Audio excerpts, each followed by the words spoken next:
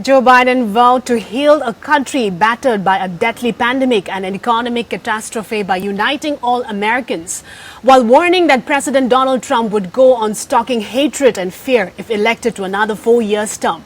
Biden was speaking after he accepted the Democratic presidential nomination for an elections 75 days away. Biden also said that U.S. will stand with India in confronting border threats it faces in the region.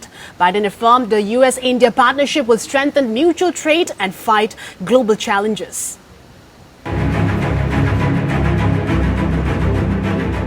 After accepting the Democratic presidential nomination, Joe Biden's speech, the capstone of a nearly 5 decades political career, was delivered inside an empty arena in his hometown of Wilmington, Delaware, at the conclusion of the 4-day Democratic National Conventions, which was held virtually because of the coronavirus pandemic. The former U.S. senators and vice president described the current moment as one of his historical import amid a health crisis over the coronavirus, a recession, a national reckoning on the race, and a battle over the environment. He promised to represent all Americans and to work just as hard for those who do not support him, drawing an implicit contrast with the Republican Trump, who had shown little inclinations to appeal beyond his base of voters. Biden also offered a withering assessment of his opponent's response to the pandemic. Our current president has failed in his most basic duty to the nation. He has failed to protect us, Biden said. Biden also said the U.S. will stand with India in confronting border threats it faces in the region. Biden affirmed that U.S.-India partnership will strengthen mutual trade and fight global challenges. If the United States and India became closer friends and partners, then the world will be a safer place.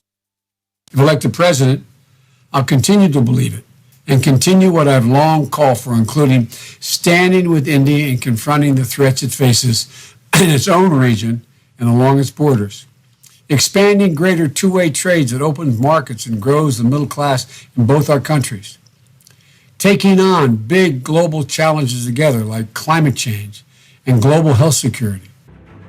Biden, 77 years old, heads into the general election campaign leading in opinion polls over Trump, 74-year-old, who will accept the Republican nominations for a second White House term at his own conventions next week.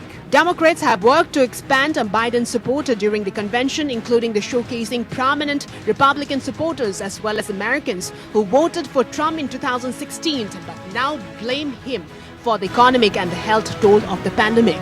More than 70 Republicans, former national security officials, including former heads of the FBI and CIA, plan to endorse Biden on Friday while calling Trump unfit to serve. Trump has campaigned across country to offer counter programming to the Democrats, a break with the tradition in which candidate limits their activities during their opponents' conventions. The president held a campaign event on Thursday near Biden's birthplace of Scranton in the battleground state of Pennsylvania, where he slammed his Democratic challenger's long record in government. Biden, who became a U.S. senator from Delaware in 1973 before becoming Obama's vice president, captured the nominations by convincing Democratic primary voters he was the best bet to beat Trump.